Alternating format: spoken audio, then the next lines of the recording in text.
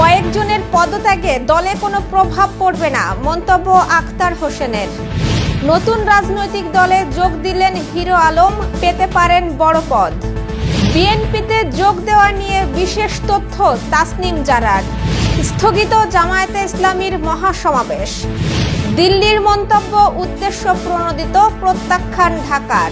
দর্শক, গ্রামের কাগজের সকালের খবরে আপনাকে স্বাগত। শুনছিলেন প্রধান প্রধান শিরোনাম, এছাড়াও রয়েছে রাশিফল।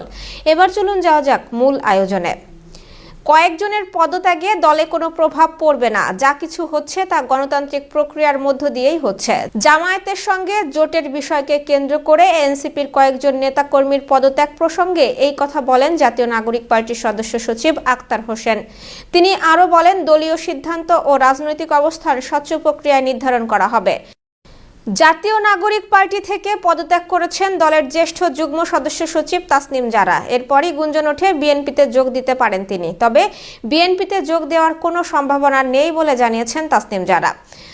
রোববার গণমাধ্যমকে এই তথ্য জানান তিনি। এর আগে শনিবার ভেরিফাইড ফেসবুক পেজ থেকে তাসনিম জারা জানিয়েছিলেন স্বতন্ত্র প্রার্থী হিসেবে নির্বাচন করবেন। সেই লক্ষ্যে এই আসনের 1% ভোটারদের স্বাক্ষর সংগ্রহ শুরু করেছেন তিনি। রোববার সকাল থেকেই শুরু হওয়া এই কার্যক্রমে ব্যাপক সাড়া পড়েছে বলে দাবি তার। আম জনতার দলে যোগ দিয়েছেন আলোচিত ব্যক্তি আশরাফুল আলম ওরফে হিরো আলম। দলটি তাকে বড় কোনো পদ দেওয়া হতে পারে বলে জানিয়েছে আম জনতার দলের একটি সূত্র। রোববার হিরো আলম এমন তথ্য গণমাধ্যমকে নিশ্চিত করেছে। হিরো আলম বলেন, আমি যেহেতু আগামী সংসদ নির্বাচনে অংশ নিচ্ছি, তাই এবার স্বতন্ত্র নয়, রাজনৈতিক দলের অধীনেই নির্বাচন করব বলে আগে থেকেই ঠিক করেছিলাম। এর মধ্যেই কয়েকটি দলের সঙ্গে কথা হয়েছে, তবে আদর্শগত মিল না থাকায় আমি যোগ দেইনি। তারেক রহমান ভাইয়ের সঙ্গে আলাপ হয়েছে বেশ কয়েকবার। শেষে আমি আর আম জনতার দলে যোগ দেওয়ার সিদ্ধান্তই নিই। বাংলাদেশে জামায়াতে ইসলামী পূর্ব ঘোষিত 3 জানুয়ারি মহাসমাবেশ স্থগিত করেছে। রোববার দলের সেক্রেটারি জেনারেল মিয়া গোলাম পরোয়ার এক বিবৃতিতে বিষয়টি নিশ্চিত করেছেন। মিয়া গোলাম পরোয়ার জানান, আগামী 3 জানুয়ারি দেশের 9টি কৃষি ও কৃষি প্রধান বিশ্ববিদ্যালয়ের 2025-26 শিক্ষাবর্ষে স্নাতক প্রথম বর্ষের ভর্তি পরীক্ষা অনুষ্ঠিত হবে, তাই পূর্ব ঘোষিত সমাবেশ স্থগিত করা হয়েছে। এর আগে ইনকিলাব মঞ্চের আহ্বায়ক শরীফ ওসমান বিন হাদি হত্যাকারীদের গ্রেপ্তার ও বিচার, অবৈধ অস্ত্র উদ্ধার এবং সন্ত্রাসীদের গ্রেপ্তারের দাবিতে জামায়াতে ইসলামী আগামী 3 জানুয়ারি রাজধানীতে মহাসমাবেশের ডাক দিয়েছিল। বাংলাদেশের সংখ্যালঘু সম্প্রদায়ের পরিস্থিতি সম্পর্কে ভারতের পররাষ্ট্র মন্ত্রণালয়ের মুখপাত্রের সাম্প্রতিক মন্তব্যকে উদ্দেশ্য প্রণোদিত উল্লেখ করে তা প্রত্যাখ্যান করেছে ঢাকা। একই সঙ্গে ভারতের বিভিন্ন মহলকে সংখ্যালঘু বিষয়ে বিভ্রান্তিকর বর্ণনা ছড়ানো থেকে বিরত থাকার আহ্বানও জানিয়েছে বাংলাদেশ। এক বিবৃতিতে কথা জানান বাংলাদেশের পররাষ্ট্র মন্ত্রণালয়ের মুখপাত্র এস.এম. মাহবুবুল আলম। বিবৃতিতে ঢাকা বলেছে, বাংলাদেশের সংখ্যালঘু সম্প্রদায়ের পরিস্থিতি সম্পর্কে ভারতের পররাষ্ট্র মন্ত্রণালয়ের মুখপাত্রের সাম্প্রতিক মন্তব্য আমাদের দৃষ্টিগোচর হয়েছে।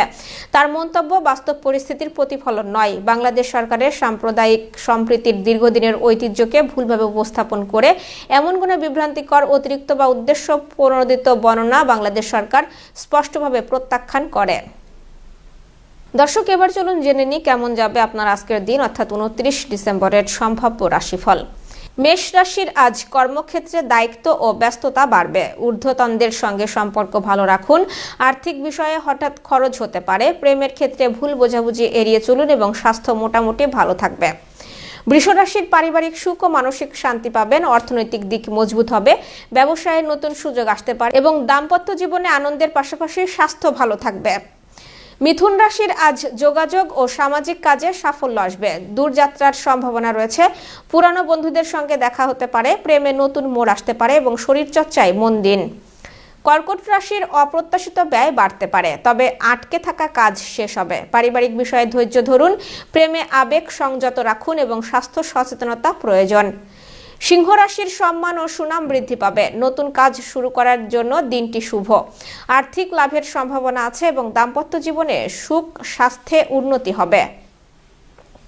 কন্যা রাশির কর্মক্ষেত্রে চাপ ও দুশ্চিন্তা বাড়তে পারে। পরিকল্পনা অনুযায়ী কাজ করুন।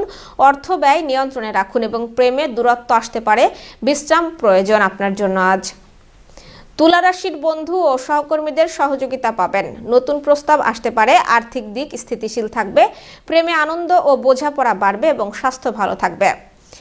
বৃশ্চিক রাশি, গোপন শত্রু থেকে সাবধান থাকুন। গুরুত্বপূর্ণ সিদ্ধান্তে সময় নিন। আর্থিক বিষয়ে সতর্কতা জরুরি। দাম্পত্য জীবনে কথা কাটাকাটি হতে পারে এবং স্বাস্থ্য ঠিক থাকবে। ধনুরাশির, শিক্ষা ও ভ্রমণ সংক্রান্ত কাজে সাফল্য আসবে। নতুন সুযোগের দরজা খুলতে পারে। প্রেমে সুখবর মিলতে পারে। শারীরিক ও মানসিক শক্তি ভালো থাকবে। মকর রাশির, আর্থিক উন্নতি ও সঞ্চয়ের সুযোগ আসবে। কর্মক্ষেত্রে দায়িত্ব বাড়বে। পারিবারিক সহযোগিতা পাবেন এবং প্রেমে স্থিতিশীলতা আসবে।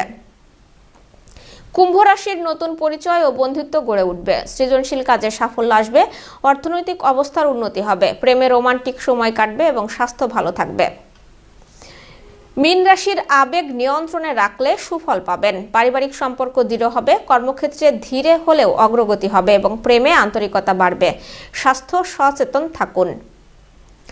দর্শক, এই ছিল এখনকার আয়োজন। আগামীকাল ঠিক একই সময়ে সকালের খবর দেখতে ও জানতে চোখ রাখুন গ্রামের কাগজের ইউটিউব চ্যানেল ও ফেসবুক পেজে। আর প্রতিদিনের খবরের আপডেট পেতে গ্রামের কাগজের ইউটিউব চ্যানেল সাবস্ক্রাইব এবং ফেসবুক পেজ ফলো করে রাখতে ভুলবেন না। আমাদের পরবর্তী খবর দেখুন বেলা 2:30টায়। শুভ বিদায়।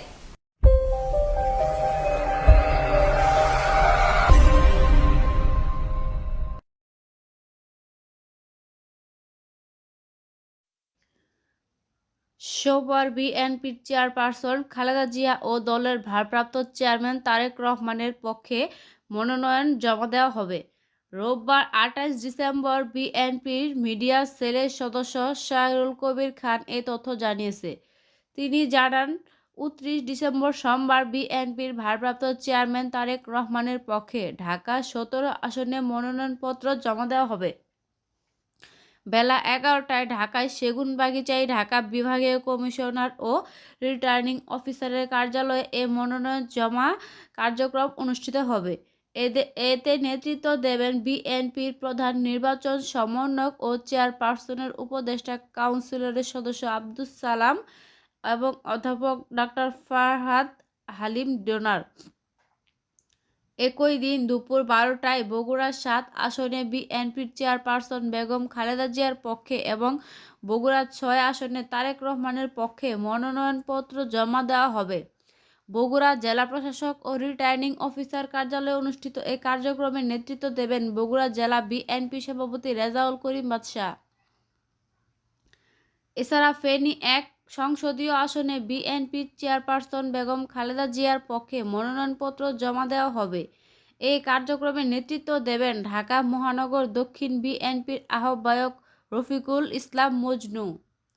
এর আগে আজ রোববার দিনাজপুর 3 সংসদীয় আসনে বিএনপির চেয়ারপারসন বেগম খালেদা জিয়ার পক্ষে মনোনয়নপত্র জমা দেন জেলা বিএনপির সভাপতি ও সাধারণ সম্পাদক, বিএনপির মহাসচিব ও দলের স্থায়ী কমিটির সদস্যসহ সব প্রার্থী নিজ নিজ সংসদীয় আসনের রিটার্নিং অফিসারের কাছে মনোনয়নপত্র জমা দেবেন।